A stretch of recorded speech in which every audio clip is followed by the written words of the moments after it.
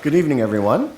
My name is Michael Ulrich, and I am the director of NYU Washington, D.C., and I'm very happy to welcome you to the Abramson Family Auditorium for a discussion on the energy poverty crisis in Africa. Energy poverty, or the lack of access to modern energy services, has become a significant issue in developing countries. Today, 1.3 billion people worldwide live without access to electricity, while 2.6 billion lack clean cooking facilities. 95% of these individuals live in sub-Saharan Africa or developing Asia. The following discussion will examine current effort by governments, nonprofits, and the investment groups to expand access to modern energy services. We have an exciting panel this evening. Together, they will evaluate the challenges and potential solutions for reducing energy poverty worldwide. I am pleased to introduce you to the moderator for this evening, Oren Whyche. Ms. Whyche is the principal advisor to the assistant administrator in USAID's Bureau for Africa. In this role, she serves as the Bureau's trade coordinator and the coordinator for Partnership for Growth, a presidential initiative aimed at accelerating and sustaining broad-based economic growth. Ms. Whyche previously served in the U.S. Treasury Department as the director for the Office of African Nations and as senior advisor in the Multilateral Development Bank Office. She has also held positions with the African Development Bank in the areas of financial markets, private sector investment, and trade development. Robert Cekuta is the Principal Deputy Assistant Secretary of the Energy Resources Bureau at the Department of State. In this capacity, he has direct oversight over the Bureau's work on transparency and access to energy. Most recently, Mr. Cekuta was the Deputy Assistant Secretary for Energy, Sanctions, and Commodities in the State Department's Bureau for Energy and Business Affairs. His previous service with the Department of State also includes his work as the Senior Advisor for Food Security in the Bureau of Economics and Business Affairs and overseas assignments in Afghanistan, Albania, Austria, Iraq, South Africa, and Yemen. Mr. Cekuta has also worked in the Office of the U.S. Trade Representative. Ehst is Senior Investment Officer on the Renewable Energy Team at the Overseas Private Investment Corporation. Ms. Ehst is responsible for counseling U.S. firms pursuing investments in emerging market countries. Her responsibilities include evaluating company financing proposals and developing project opportunities across multiple industries. Tom Hart is the U.S. Executive Director of One, an international campaigning and advocacy organization. He is responsible for One's advocacy, communications, and campaign activities in the United States. Previously, Mr. Hart was Senior Director of Government Relations at One. In this role, he devised and executed the organization's government relations strategy for the U.S. and Canada. Mr. Hart and his team led the way on unprecedented increases in development assistance by the United States, including historic increases in funding for HIV/AIDS, malaria, and TB through PEPFAR, the Global Fund, the Millennium Challenge Corporation, and more. Tom Coogan is Regional Program Director at the U.S. African Development Foundation. He is responsible for the country's programs in Nigeria, Zambia, Cape Verde, Botswana, and South Sudan. He is also the lead person at USADF for Power Africa, which includes the Off-Grid Energy Challenge, a public-private partnership supporting scalable commercial models for the generation and delivery of off-grid energy solutions to underserved communities. Thank you all for joining us tonight, and please join us in the lobby following tonight's panel for a short reception. And with that, I'll turn it off to our moderator, Ms. Whyche. Thank you.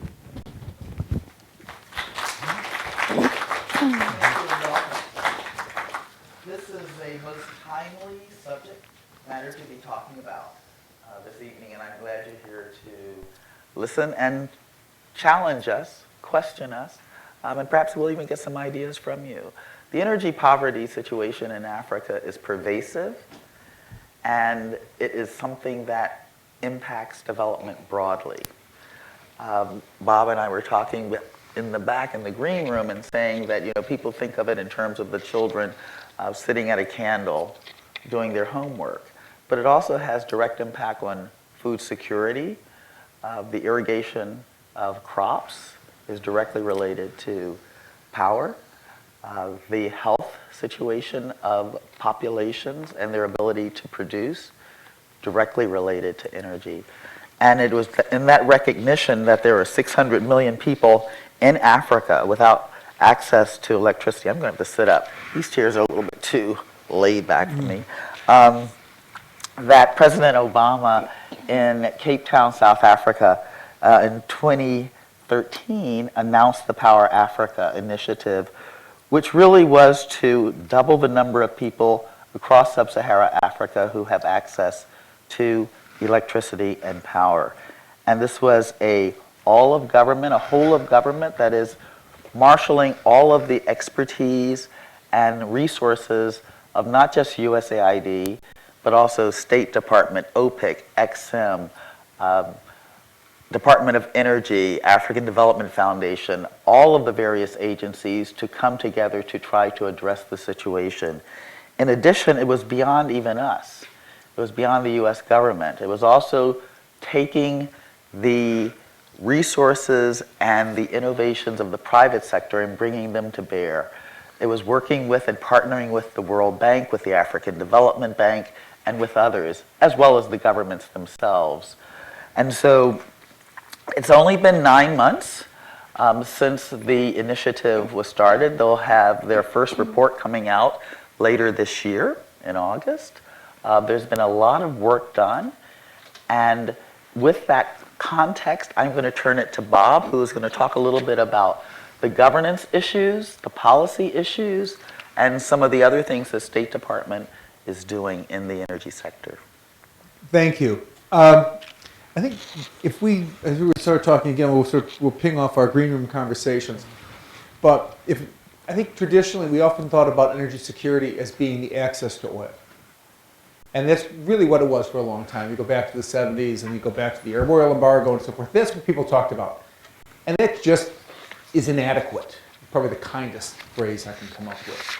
And this was something that Secretary Clinton sort of discovered a couple of years ago and reorganized the State Department, which again, I think you'll recognize is not an organization which is frequently reorganized or changed. We tend to be rather traditional over there. But her point was just knowing how energy is the basis of so much of what it is we do. It's the basis of our economy. It's a basic factor in terms of our national security. And so what we've done is looked not just at oil, but gas, other resources, looked at energy efficiency, looked at the questions of sustainability, looked at questions of greenhouse gases, looked at climate change. But we've also realized that the world we're in today is not one that we can stay with, that we need to move to something else. And so this brings us to sort of an energy world of the future that is greener, but uses all sorts of technologies to maybe break this down to microgrids. You don't need to build power systems like we have in the US or we built in Europe or Japan or in China. Look at doing this new ways. Take advantage of these new technologies. But how are you going to get them out there? The IEA, the International Energy Agency, a couple years ago said that totally the world is going to need $37 trillion in investment in the global energy sector between 2012 and 2035. And I think even for those of us who are sort of used to the way numbers get tossed around in Washington, 37 trillion is a lot of money. And it's not going to come from governments. It's going to have to come from the private sector. It's going to come from reinvestment and so forth. All right, in the United States, other countries that sort of established systems, you can see how that's going to go. Okay, what about Africa? What about the developing world? And this is one of the areas where we are focusing on, because we are focused on now an aspect of our national security picture that we didn't really talk about before, and that's energy poverty. And there's a couple different kinds of energy poverty. One is, as we sort of talked about, and I think we'll talk about more tonight, is the lack of energy. How do you get energy out there? We've got programs we can do that to build up grid systems, to build up developing the energy in a particular country, resources in different countries. And right now, this is actually a tremendous time of growth in the energy sector in Africa, and the traditional energy, both in West and East. I've been to Uganda, talking to them about what they're doing there. We've got, South Sudan is definitely a problematic situation, but you can see it there. Mozambique has potential to become one of the world's largest gas producers. And so changing the equation, West Africa changes as well. But where's that money going to go? We talked a lot about the resource curse. And I think the one thing which I kick this off, the resources aren't the curse, it's how we manage them or how we haven't managed them.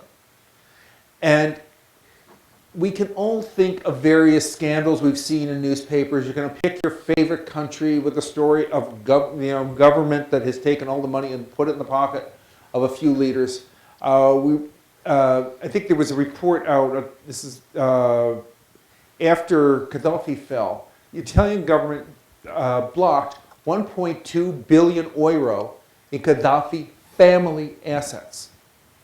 Okay, where did they get the money? This is the level of kind of corruption, and you see this again and again. So what we're trying to do is work through programs we have in the State Department. We can talk more about them later, through EITI, the Extractive Industries Transparency Initiative, to help get in place systems that will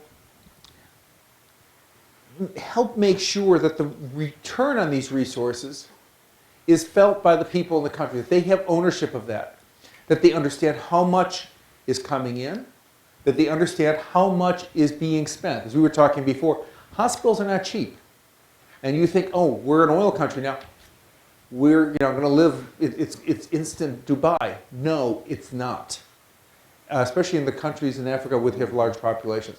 So that's a big piece of this. And I think that with that too, we can also help establish the basis for good investment climates in these countries, which will be important for mobilizing capital, not just from outside, but also keeping capital from inside those countries and mobilizing it there too for their development.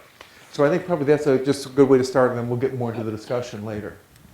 Okay, Erica, Ehst, you get from OPEC. So I'm much more on the power transaction side versus the legislation, and OPEC is definitely very involved with the Power Africa initiative that is going on, but our agency in particular, what we do is we provide either financing, insurance, and there's also a small private equity. We provide financing for private equity funds. But on the financing and insurance side, we target particular transactions to try to help on the renewable energy side, which is the team that I'm on, or power transactions in general, to finance those transactions to actually bring megawatts and connect people to the grid and alleviate, especially in Africa, the energy poverty situation there. All in all, our agency we provide loans up to $250 million. And probably the simplest way to think about our agency is that we are very similar to any sort of a commercial bank that you would be used to on the senior lending side, except that we provide financing where commercial lenders wouldn't typically go, where a Citibank won't provide financing. That's where we fill that gap there.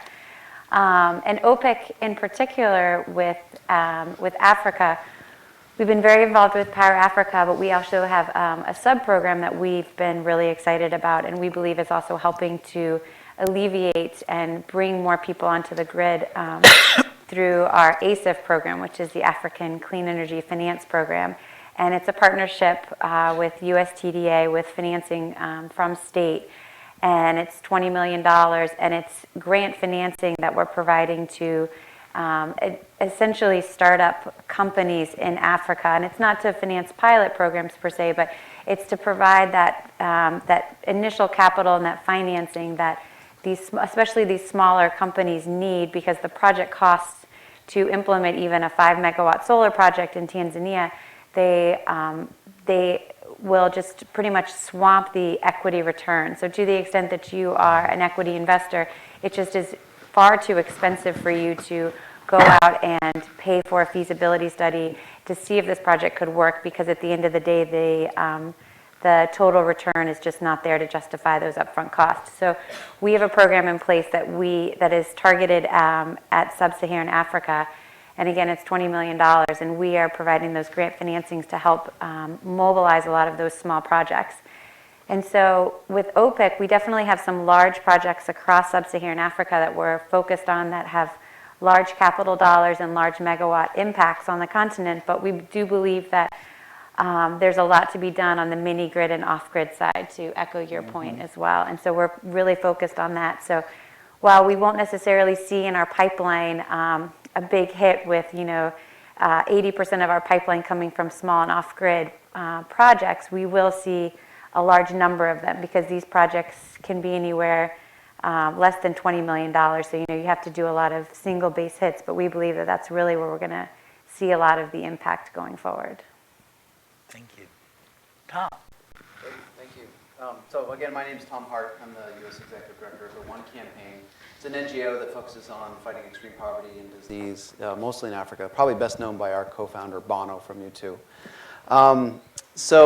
Because one of the things we do is translate things that are happening here in Washington and complicated issues in Africa to the American public and to our 2 million US members, I'm going to take a tact here of boiling this down in real simple terms. And so pardon me for my simplicity, but 7 out of 10 Africans don't have electricity. 7 out of 10. In rural areas, it's 9 out of 10. So they basically don't have any. Just Cowboy Stadium on game day uses more electricity than all of Liberia. That's the kind of scale of the problem we're talking about here. And what does that mean? It means moms go into labor in the dark in hospitals, or they take their own diesel can with them when they go to the hospital. It means vaccines spoil because there isn't a cold chain that can sustain it. Farmers can't irrigate fields, or they lose a large percentage of their crops before they get it to market. It means students can't study after dark, so they huddle around car parks and kerosene lamps to study. It means moms cook the evening meal on open fires inside closed huts, and students sit around and try to read by kerosene lamps. She's probably burning wood or dung or a little kerosene lamp. The fumes that come off all of that kill 3 million people a year. So as a career-long advocate in fighting HIV and malaria, I was stopped dead in my tracks when I realized that inhaling toxic fumes, because people don't have electricity, kills more people than AIDS and malaria combined. So this is not just a business issue or an economic issue. This is a humanitarian and development issue. And that's why one is deeply involved. So what's happened? Obama goes to Africa last summer. He announces this fantastic program to double access to energy on the continent. He's starting in 6 countries. I'll let my experts here remind me which ones they are. Basically, to get 10,000 megawatts of new power to those 6 countries. Putting together a bunch of deals that OPIC and many others are working on, and hopefully getting around 20 million people first-time access. It's fantastic. First time a major head of state focuses on this issue, and I think really beginning to galvanize the donor community and the private sector toward a big, bold goal. We at the One Campaign, very, very enthusiastic about Power Africa. We decided to complement that effort by working with Capitol Hill, because the other end of Pennsylvania Avenue likes to have its input as well. And fortunately, there's a huge amount of agreement both sides of the aisle. You don't hear this a lot in DC anymore. Republicans and Democrats actually working together around an issue of common good for the poorest people on the planet. There's a bill that's been introduced by Chairman Royce, the Republican, and Ranking Democrat Engel in the House. It passed overwhelmingly in the committee and is actually scheduled for floor vote in several weeks' time. Similar legislation is being crafted in the Senate, both by the Republican lead and Democratic lead, and we're extremely excited that this will be a complementary effort to the President's initiative. Why is that important?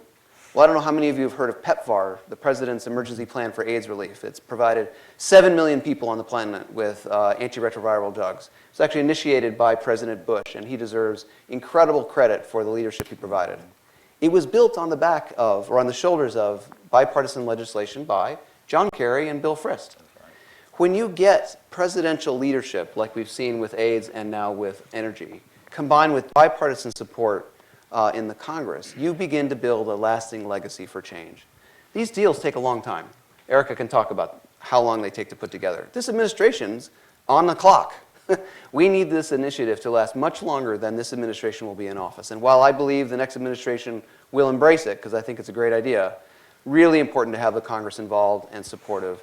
And again, I think a real testament to the fact that there are ways Republicans and Democrats can work together on issues. And so we're really pleased that that legislation is moving forward. Thank you. And Tom. Okay, I'm Tom Coogan, and while many of you have probably heard of Bono, probably very few of you have heard of the United States African Development Foundation. We're a tiny agency located 2.5 blocks from here, the only U.S. government agency focused solely on Africa. I'm the regional director in charge of Power Africa, and I want to tell you a little bit about our initiative and what we're doing. OPIC, you've heard some of the things we're doing, and we are on the far end of the off-grid space. We're working with rural communities, marginalized communities, specifically with small grants, specifically on off-grid solutions, alternative energy, solar, mini hydro, biogas, wind, and any other type of alternative that can fit into the size of what we're doing. We have a public-private partnership with GE, which we're now extending to, we've also got some funding now for our second round from USAID. So we did a first round, the US ADF GE Off-Grid Energy Challenge. We had this, we publicized this, we did a request for proposals. We focused on Nigeria and Kenya, two of the largest Power Africa countries. We closed this in October. We announced grants in Lagos in November and awarded the grants just a couple of months ago. 6 grants, and I'll describe those very quickly so you can understand kind of what we're doing. And our second round, we're announcing it May 6th in Abuja, Nigeria. That'll also run for about 6 weeks, and we've expanded it from the 2 countries, Kenya and Nigeria, to all of the Power Africa countries, which then include Ethiopia, Tanzania, Ghana, and Liberia. We have $100,000 grants. We expect to do about 3 or so of those in each country, a total of 18 grants. In the second round, 1.8 million. The third round will be in early 2015. We hope to expand it further depending on the funds we can raise and do that. So the first thing we did was, with these 2 countries, we awarded 6 grants. And let me describe those so you can understand kind of what we're doing and who we're reaching and what kind of impact we're having. One of those was a grant in the slums of Nairobi with a small NGO that was going to be supplying or is going to be supplying power to a school through a biogas generator using the human waste from the toilets from the schools as well as other biomass to generate both electricity for the school, for the surrounding area, and to provide gas for the school kitchens. Second one in Kenya is a solar water pumping up in Samburu, which is in north central Kenya. That's to supply water in a semi-arid region for cattle usage. All of these are based on business models where there's a certain amount of money coming back, or at least they're sustainable and in some cases making a little bit more so they can keep going what they're doing and expanding. A third one in Kenya is Mibawa, and what they are doing is they are opening distribution outlets to sell solar home systems, which 2 or 3 years ago cost $2,000 or more, now down to about $300. That would power lighting in a home, could charge your cell phone, radio, and even a TV. Not big enough for appliances. But the trick there is that even that $300 cost is expensive for a lot of people. Mibawa does it essentially on a lease-to-own system. So they have a remote shut-off technology so that you're paying a small amount every month. If you don't pay, you turn it off, just similar to a utility. Then when you start paying again over a period of a year, you'll pay back the amount and you'll own the system yourself. In Nigeria, we did 3 grants also, one of them in the Niger Delta outside of Port Harcourt, which was just a small mini grid of 180 houses with solar power. Another one was we did a feasibility study having to do with the university in central Nigeria, halfway between Lagos and Abuja, that generates all their power from a diesel generator. This would be, it's a feasibility study for mini hydro, where they would then replace the generator and supply power to the local community.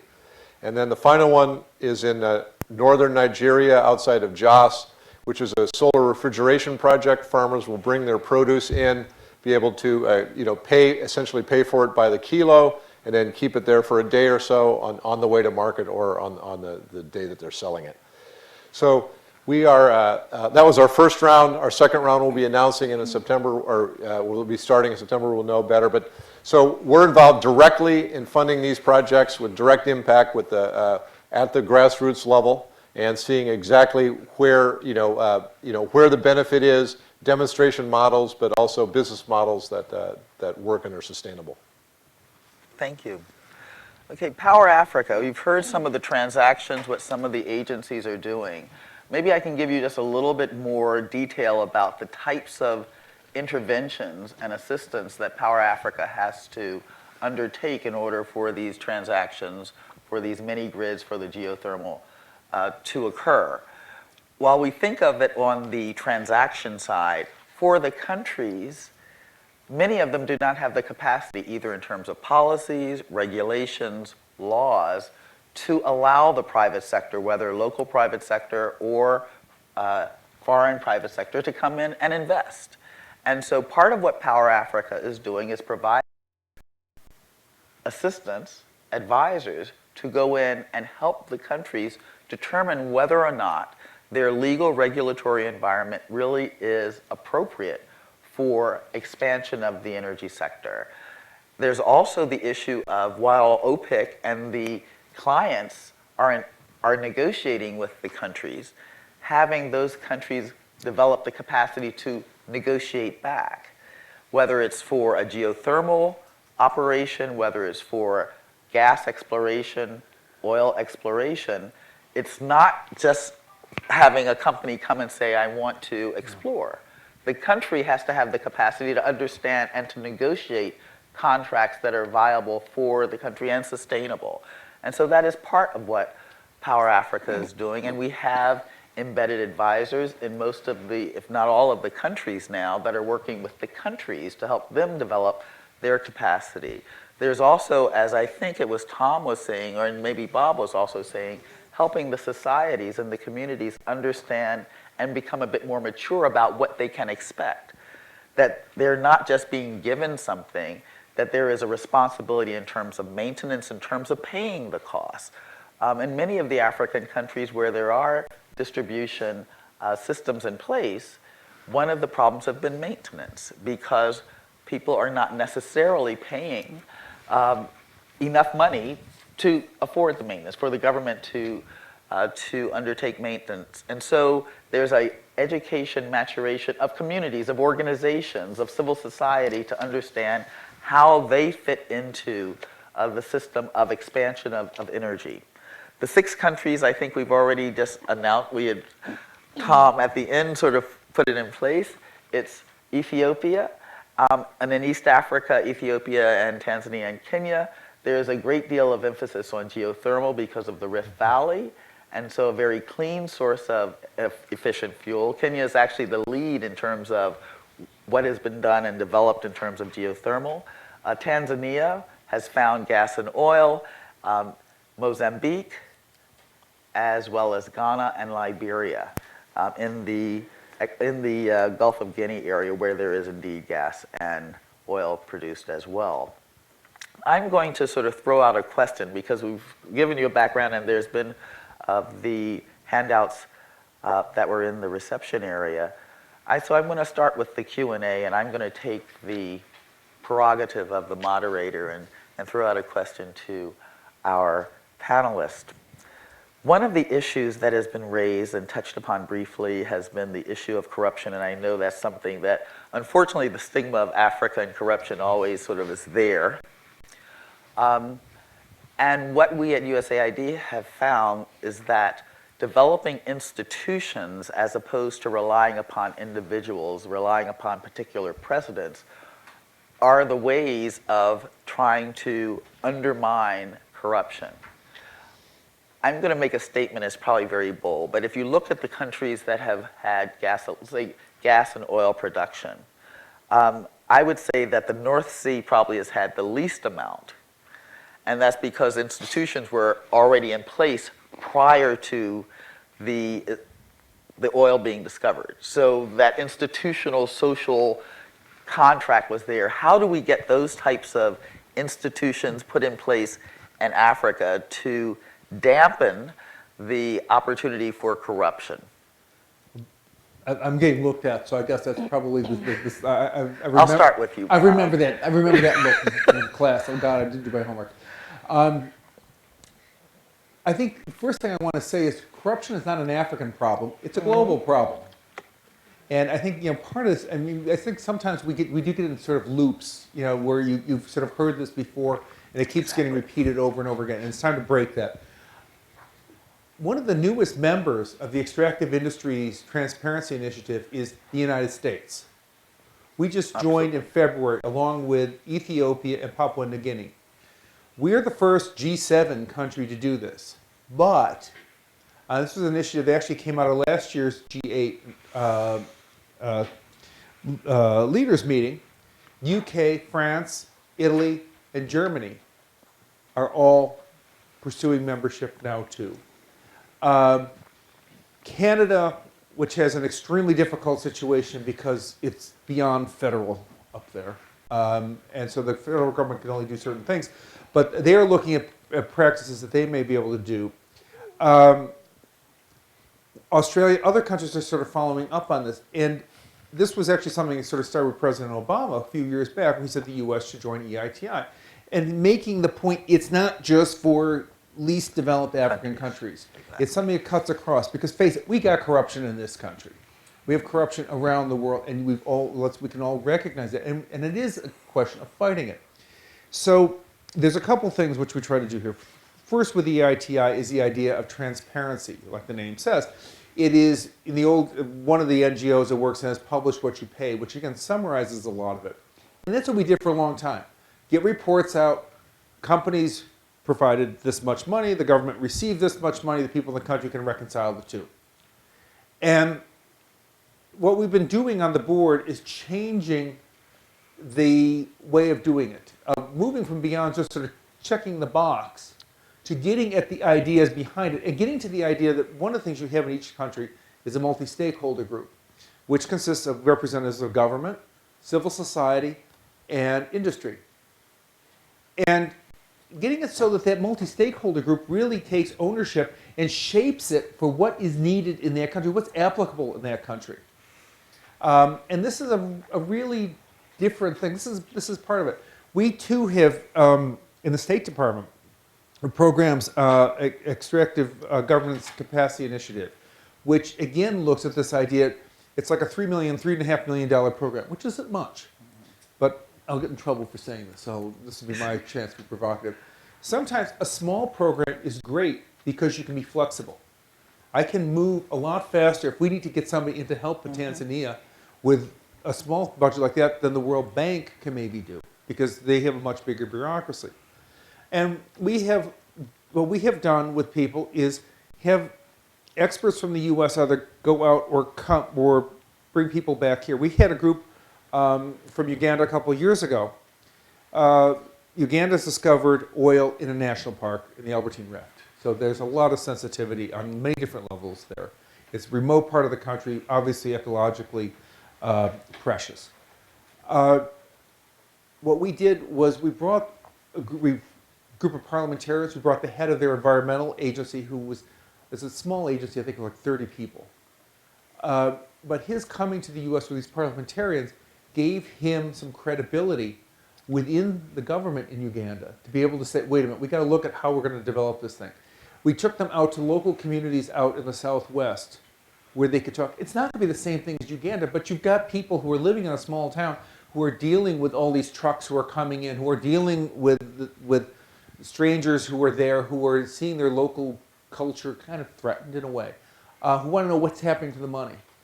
And it actually sort of helps them, as you say, develop the institution. So these are sorts of different ways we can do this at a very grand level and at some pretty micro levels. Thank you. I'm going to open it up. I mean, I could ask questions of this group all day and all evening, but why don't we take questions from the audience, whether it has to do with, okay. I work in domestic climate policy, climate science for the most part. So there's often an argument that gets thrown around that there is a trade-off between providing energy security in developing countries, and the argument goes, well, just give them fossil fuels, give them big fossil fuels that will better protect them from the ravages of climate change than anything else. So I feel like that argument is often made somewhat facetiously, but I am wondering, is it facetious if it's that simplistic, and are there real trade-offs between energy security and some of the advantages baseload fossil fuels have versus smaller scale, potentially cheaper, more flexible renewable projects that you're looking at? I would say that, and feel free to jump in at any time, but I think you have to be careful about how broad of a brush you paint Africa with, because there's, for instance, the country of Tanzania.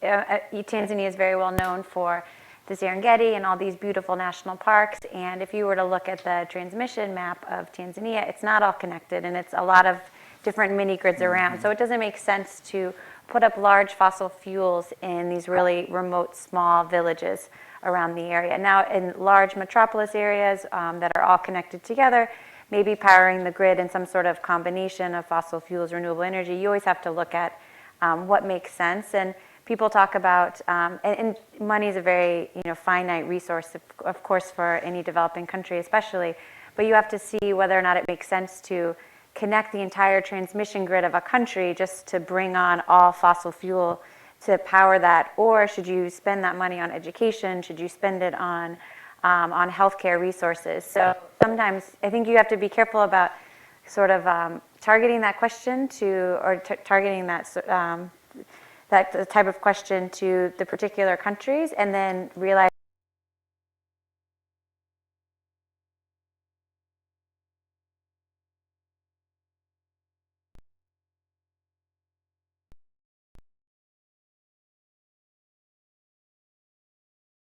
between sustainability and development. And I think in this case there really isn't, partly because Africa, we need to let Africa drive, as you say, their own priorities. The wonderful thing is they have such untapped potential in the renewable space, from wind to solar to geothermal to hydro to all sorts. And what little energy Africa has is already twice as green as what we have in the United States. So they're already way ahead of us. And the potential here for more sustainable, greener energy on the continent is massive. And they're going to develop in a way far cleaner and far better than we did in the West. It probably can't be done, at least in the short term, entirely with renewable. Coal is really not much of an issue there, but natural gas is a real asset and one that is likely to be tapped. And again, it depends on what you're talking about. If you're in Ethiopia, Ethiopia's energy plan is almost entirely renewable because of the assets that they have. Kenya's is a bit more of a mix. But to be sure, it's going to be far better than what we've done, and it's holds real promise. Yes. Yeah, I'd like to follow up on that question. That's really the core issue. I wish we had some African governments and NGOs represented here today, because it feels a little bit like when AFRICOM decided we need to have a base in Africa and forgot to ask the Africans. I know you've all consulted with them, but it's a little strange. But be that as it may, since you all talk to the African NGOs and the African governments, what is their take on this core issue? Can you really, in most countries, break the back of rural energy poverty, the inability to get electricity in more than 10% of the rural areas, without some kind of national grid approach, as most developed countries have had to use? Even in the United States, you really couldn't break in Appalachia until you had the TVA. I mean, The TVA, yeah. What are they saying to you about this issue? The only one I know well is South Africa, which made it very clear they wanted to use coal when they had real power brownout and blackout problems, which was hurting their industrial growth and hence their ability to deliver clean water and electricity. And they've got a lot of pushback. The United States, I believe, abstained on the great vote for their power plant, which was approved eventually, that was going to at least reduce what we would used to call clean, which is the crap that comes out of burning coal. Right.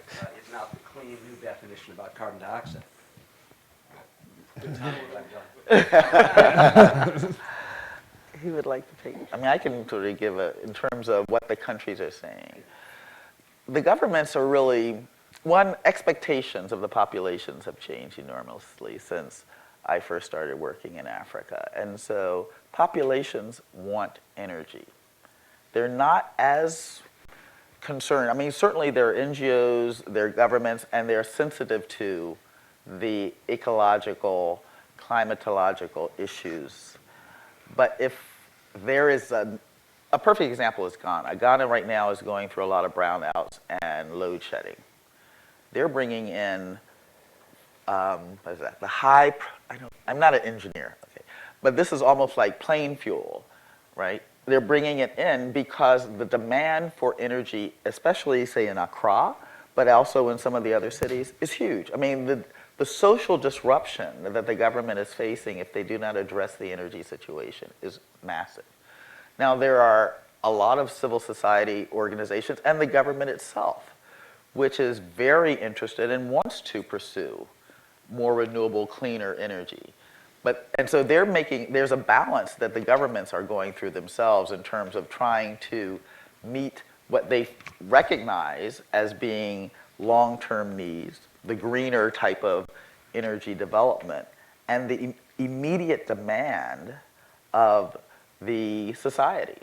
So it's not like a either or. I mean, there's various factions within the society in terms of civil society that is going for, that is pressing the government, and rightly so, for renewables. But there's also the more broader issues that the government is facing in terms of their own economic, production.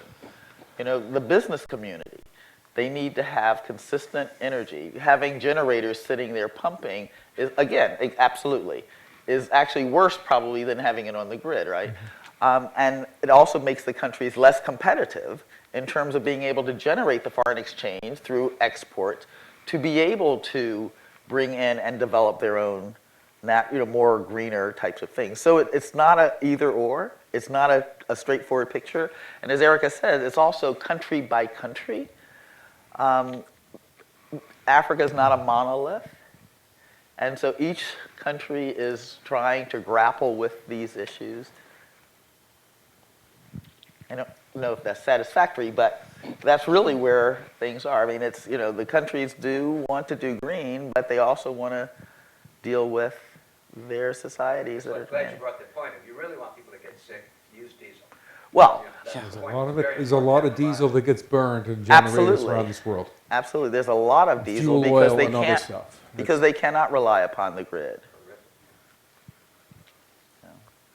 Yes. I guess I've got the mic. And so if you I could guess I- introduce yourself and say who Sure, you are. John Sauer. I'm with an organization called Water for People. I'm wondering about the point of intervention on some of these issues, because I think it's quite easy to go to national government level and maybe broker some of these deals and actually have these discussions. But when it comes to really, I think, spreading this, getting to scale, the district, the municipal level governments, what we would say the county level governments here in the United States, this is really where the rubber meets the road, or where the, whatever that acronym is for, or whatever that phrase is for energy. And I'm just wondering, how do we really get to that level of making it work? And then around that as well, how do we're trying to engage the private sector in making a lot of this happen. I think for energy, I do a lot of work with sanitation as a business. I think for sanitation as a business, which actually I haven't heard any of you talk about sanitation, but when it comes to potential sources of energy, I think that's another perhaps innovative place to look. But I'm wondering, how do we also start to engage the private sector at the right level? Because I think what we've found in a lot of our work over the past several years is that while it would be great to just find some mid-range, larger company to just go in and start providing massive amounts of services, it's actually kind of it's the informal sector, and then helping that informal sector grow into a more formal sector, which we saw recently is happening in Cairo with waste collection there. They've actually gone back now to the informal sector and said, hey, we need these people to actually meet these needs. So I'm just wondering, how do we get that? Because I see a lot of this high-level action happening, but I'm not seeing so much of really working in that messy area of working with the informal private sector, getting them to actually develop and get up to speed, or working with the district level government, the municipal level governments, to actually have them be able to absorb some of those resources. Because we are seeing, the success of like WAN and sanitation, water for all, and the Millennium Development Goal actions, is that actually there are budgets now, national level government budgets going to these issues, but there's no capacity to absorb that. And so when do we start actually having that level of conversation and really talking about private sector and that kind of middle level, small level, messy level private sector, and district municipal level government? That's my question. Maybe you guys have some good points on that. I was going to say absolutely. So I'd like to address that. You heard a little bit about ADF and some of these projects we're doing, but we're working together on what we would call an ABC model, and that is anchor, business, community. So if we can establish an anchor, and sometimes that, in some cases we've seen that, that's a cell phone tower, for example, that needs power way out in a rural area.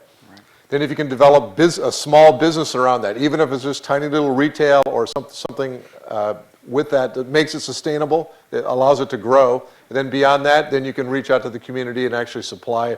So you can create your own essentially mini grid and start at that level, really where you are. Now, so that's one of the things that we're trying to do on a small scale. But I think one of the ways around corruption, I think I might add, is if you have a business running it, the more money they make, the better. And so, there's you kind of take corruption out of the model. There's policy environments that sometimes work against this and other things, but that's one model that we're trying to implement to actually address, I think, some of what you're saying. Anyone else? I mean, I will say I'm not aware of any informal energy projects or working in the informal sector. Bob, you might be aware I of think it. in a sense you could do an For informal energy project with just some guy who's got a turbine in a village and gets the fuel. Could be fuel oil, it could be heating oil, it could be kerosene that they use to burn in the thing to provide power to the village. I think again when you talk about a whole continent, there's a whole raft of different possibilities out there in terms of how people are dealing with this. I think though what you put your finger on in a way, and if I can maybe extrapolate that, I think it sort of comes from this, is so at the beginning you talk about Africa and it's like remember people, this is a huge continent with a huge population and all this Widespread. And we sometimes need to think there are going to be different solutions to different places. And I don't know the extent to which, with USAID or the African Development Bank or the World Bank and these other institutions, the extent to which we can have experiments that we can play off each other and use. There's an initiative called Sustainable Energy for All, which is the World Bank and the UN has put together. And what they're trying to do, Ghana is one of the countries that they're working with, is again trying to sort of find examples that can be used in other places so that you can get the energy you need and do it in a sustainable way, that you can respect the environment and move. I mean, I think what you were saying before, that Africa may be greener than, we have the possibility of going greener than other places. I sort of have in the back of my mind one of my awful statistics of the number 3 greenhouse gas emitter in this world is Indonesia, because of the damage that they're doing to the rainforest and so forth, in addition to development. And you're kind of, it scares you sometimes, the unintended consequences that can come with some actions. But I think, again, with this idea of being able to experiment, and I think maybe these things like Power Africa, much of what's going on now is much more African engaged. It's not, as you say, you got this sort of the traditional Western panel down here, sorry, I plead guilty, but it's more back and forth now, more African ownership, more African driven. And in a sense, as they come up with these experiments, whether it's garbage collection in Cairo or whatever, that can help inform other governments and think that may work. Or maybe it's not going to work at the national level, but it'll work in our town or in our area. And I think, again, sort of break this down. We find a lot, I think, when we talk to officials from African countries and other countries too.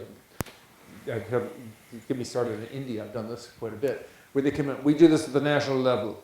Okay, great. But we do it at the state level or the local level, and they start seeing what they can extract even from us in different ways. And so I think, again, it may not be a straightforward process. It may be a lot of give and take, but there may be lessons here that can be learned.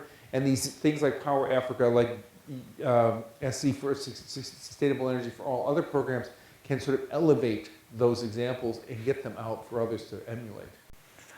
I would say, excuse me, one of the examples, again, of this piloting projects, trying different approaches, in USAID, we also have a lot of challenges where we'll do a challenge for countries and say, here's an issue, here's a problem, you come back to us. And that's where it would be, it may not be that informal person, but certainly it would be at the local level.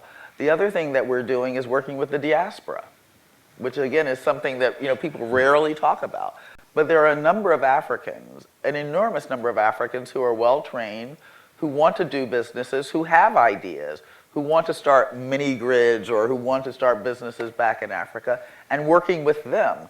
They do know the local environment. They do know the local language. They do understand how the system works. So we're trying a lot of different types of approaches. Yes, you're going to hear about the big GE, turbine sale, but under that, there's a lot of other things that are happening with the African Development Foundation, with our innovation labs, with Secure Energy for All of the UN World Bank. So it's more than just a sort of monolith. Think of it as sort of a very organic approach to trying to get energy out there, to address the energy poverty. Sorry, you had a question. Oh, hello. My name is Andrew, and I'm sorry, I stepped in a little bit late, so I might have missed this, but I'm wondering, are there other country examples of collaboration, government collaboration, China, Great Britain, France, let's say? If there are these examples, what are we doing to learn from their mistakes or from their successes? What are we doing to outcompete them or collaborate with them?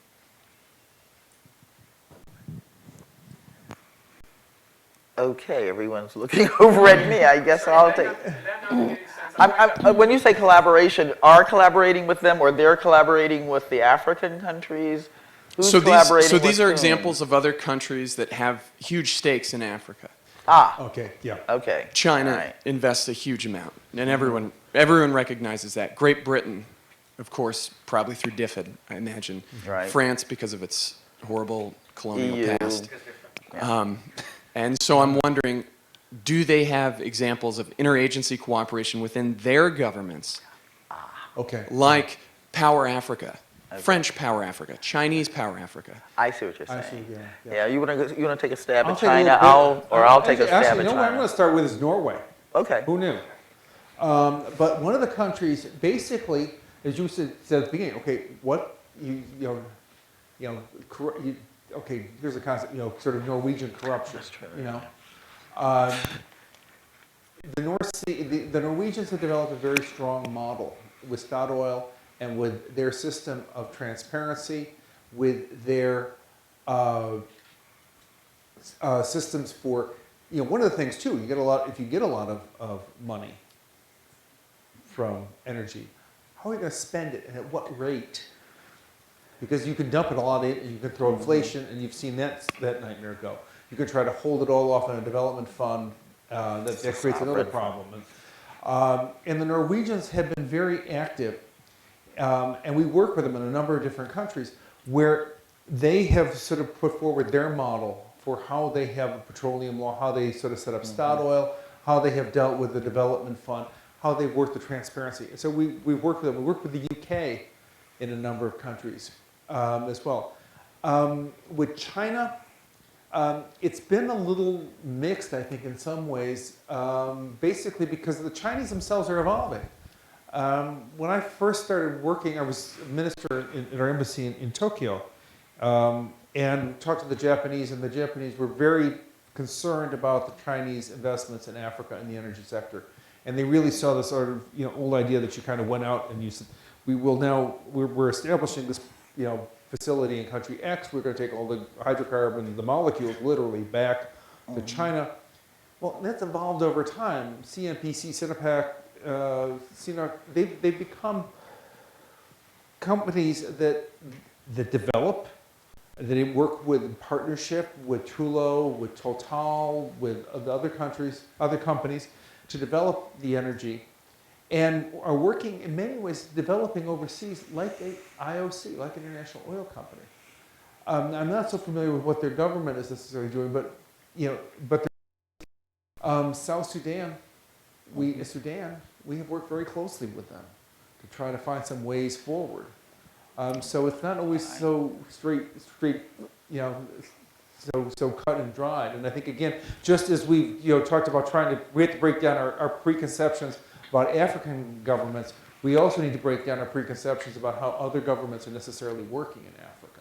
Let me just jump in as the Yeah, one Tom. non-U.S. government representative on the panel. To the United States government credit, I'm not aware of any other major government investing in getting electricity to the poor and neediest in Africa. Mostly you're talking about extractive industries where Right. big companies in China and the United States and go and extract oil for their own domestic use. But this is actually, I think, the first major initiative to develop the energy sector to deal with energy poverty on the continent. And, you know, they deserve a lot of credit for it, so. Yeah.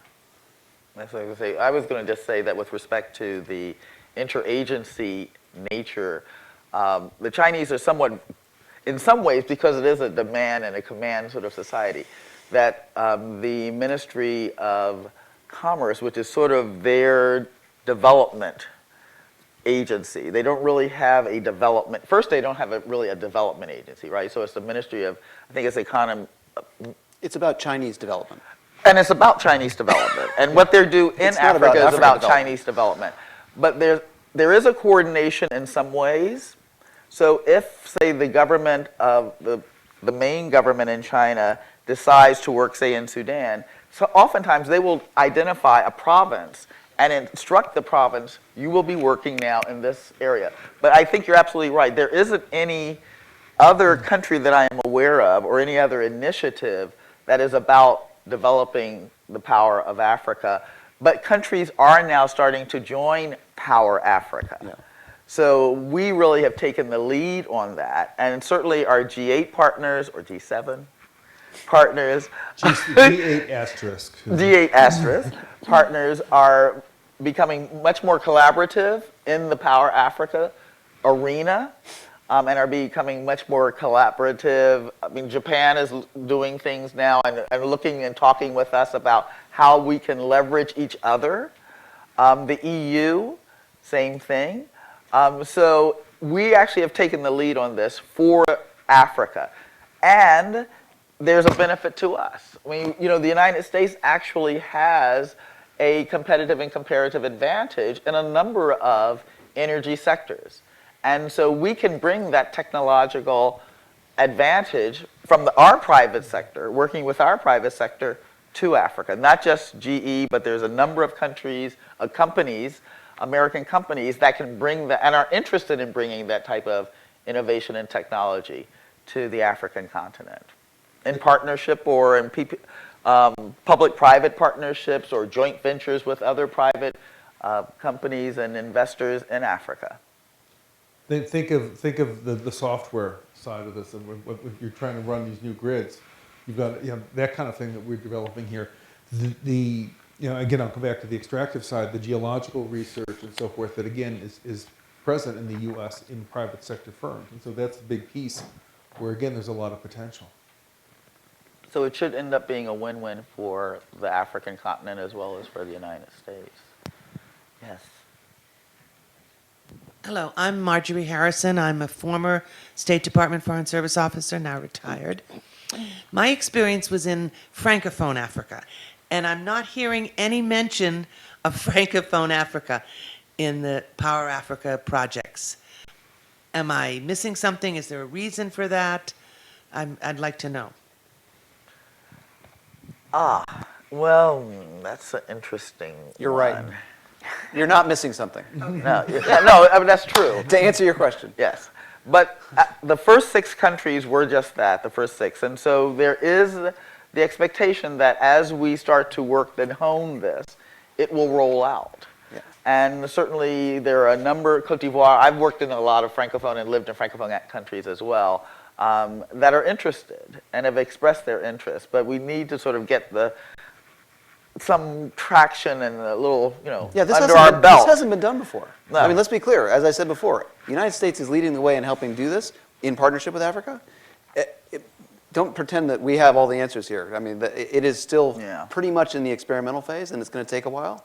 I'm sure there are going to be stumbles, and it's going to be slower than we want it to be, especially as an activist. But, it's good that it's gotten started, so. And we're not Anglo solely, so Mozambique, right? We have a Lusophone. There you go. And it as well. Other questions? Yes. There's nobody else, I know. Go right ahead. Yeah. Thanks. I'd like to express something I've heard from activists I know. I don't necessarily share this opinion, but that putting together in the Power Africa initiative or the Electrify Africa legislation that's been approved so far, has a sort of unstated trade-off. That is, the countries that would get help with their transmission problems, with their power generation problems, which really are what we're talking about here tonight, would have to have shown some cooperation on the extraction problem, meaning people would kind of be forced to let American corporations in to, or foreign corporations in general, to develop their power sources for export in sort of return for getting their transmission and power generation help that they want. Is there any connection in the legislation or in your experience between countries that are resisting doing extraction the way we want it done with getting help with their generation and transmission? I mean, I can speak from OPIC's perspective, and we're the ones providing the financing for these projects, but you know, we would never evaluate a project unless there was some larger concern at the government level because of corruption or perhaps a foreign policy change or something along those lines, but we would never connect the two of those, and that would just never be part of our diligence process. I think in particular, what we see, and this also goes back to a former question from the gentleman in the back, is that what we really like is, while OPIC has we are an agency that is created to help mobilize U.S. businesses, small U.S. businesses in particular. So we do require a 25% ownership in any sort of a project for a U.S. business. But what we really like to see is local partners on the ground helping with the different projects. So for one of the great examples, I think, that we have that we've looked at is there's a solar project that we're working on, and this is it's a solar project, but if once this solar project is connected to the grid, it actually will provide energy to a special economic zone. So, and this is completely set, you know, we're looking at this project in and of itself and not looking at, you know, whether or not Tanzania is able to take all of this offshore gas and bring it onshore, and this is completely independent of the two of them. So this project will actually help mobilize a whole community of new businesses in this area, because the reason that these new businesses are not able to come to this area, which is a port area within Tanzania, so it has a lot of potential, is because there isn't access to energy. So we would never link the two of them, and if anything, we appreciate and we look for local participation in all the different types of projects that we support. Since I spoke to the legislation, maybe I'll just say briefly, Sure. there's absolutely no hint of that in either the draft Senate legislation or in the House version that's moving. In fact, the politicians, when we first approached them to tackle this issue, said, we're not talking about export, right? Because we don't want to compete with American suppliers, and sort of largely talking about natural gas in this case. Obviously, the renewable would stay local. This is all about local use. I certainly have been involved in negotiations in a number of countries, and I'm just thinking most recently in Ghana, where we're working with the Ministry of Energy as well as the Ministry of Finance and we're negotiating, discussing with them in the context of MCC and their second compact, the need for reform in their energy sector in order to attract private sector businesses. But it is not geared toward U.S. private businesses. And in fact, one of the offshore pipeline that we've been trying to get it to move forward is not a U.S. built pipeline, right? It is really just trying to get private investment, because even U.S. private investment is not going to be able to meet the needs of Africa's. It's going to be a much larger lift. So no, I haven't run across something where you've got to be doing extraction this way in order to get into the power Africa. No. I mean, Ethiopia would be a perfect example. I mean, you know, they did the dam, the hydro project, was a Chinese-built project that, in fact, was turned down by the World Bank because of some of the issues around it. Right? And yes, we do have concerns with that, and we're discussing, you know, with the Ethiopians. But no, I haven't run across that link. Well, I appreciate it. I read the legislation too, and I couldn't find it, but I just thought I'd Yeah. ask, because I've heard that in a number of forums around Washington. Where was this pipeline you just talked about there? Oh no, in Ghana, we're trying to, you know, to get the government to finish the regulation so that they can now start bringing the finish the pipeline and bring it off on shore. But no, I'm not aware of. I was working in the power stuff even before Power Africa under the Partnership for Growth, and we were really heavy into changing regulation, liberalizing, so that the private sector can come in, whether local, regional, or international, but not targeted to U.S. Yes.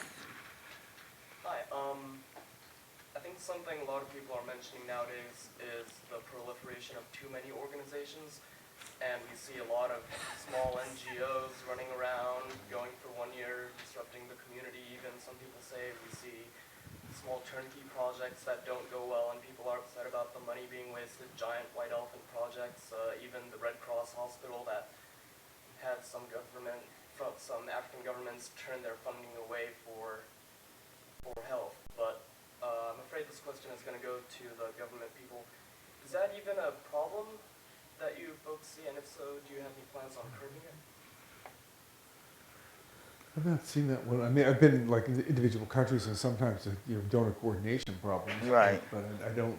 I mean, I tend to be more hands the better type of guy. But Yeah, I mean, in terms of, you're saying a lot of NGOs or a lot of, I mean, the U.S. generally there's a donor coordination group, so that we aren't overlapping or duplicating our efforts, because none of us has limitless resources.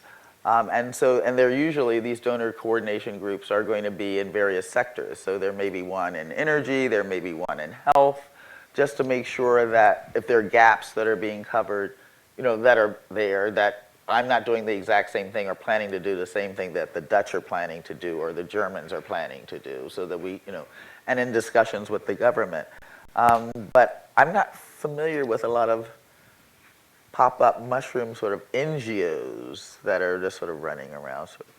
You saw it a bit when the massive infusion of money around fighting HIV/AIDS. Where there's money, you're going to get NGOs popping up to grab a piece of it, right? But this isn't quite this. But not in the energy sector. Partly because you've got deals being put together that are pretty massive, that are not, NGOs aren't at the table putting together a big deal to create a gas-fired plant to get, I don't know what, 50 megawatts of power generated. NGOs tend to not be that good at that kind of thing. But so it's a good question, but I think in this sector, likely to be a minimal. Unless it's for like really local community, where you might have a not-for-profit working in a community for some microgrid or something like that. But like I said, 9 out of 10 people in rural areas have no electricity, so there obviously aren't enough NGOs working on this. And that was the case in Haiti. Yeah. My name is Regina Dennis, and I'm with USAID. And I was in Haiti during the time when after the earthquake, we just had thousands, hundreds and thousands of NGOs disembark upon the country.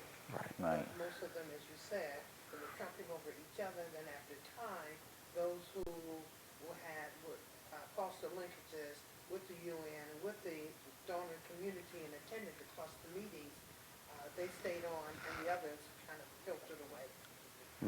I would also add that for OPEC, we were, we have worked on several different biomass projects, and we've been trying to move those forward. And actually, the NGO community, because biomass, if you're not familiar, for instance, you would just burn the agricultural residue in order to generate electricity, and it's carbon neutral, because the carbon that was the plant saved is then burned, and so it's supposed to be carbon neutral. But there's a lot of coordination that's involved with biomass, because you need to go out into the local communities, and you need to source the agricultural residue, and they're great projects because it actually puts a lot of money back into the local communities as well. But that local community relationship is paramount in order for these projects to be successful. But an NGO coordination is really the key to the success there, to help manage the community relations, I think. I think we're getting to the point where we're going to have to wrap this up. I know there are probably some other questions out there, but there is a reception after this presentation, and so you can certainly continue discussions. and ask the panelists if you had additional questions. I want to thank the panelists, and I want to thank you for your attention and you for your questions. Thank you very much.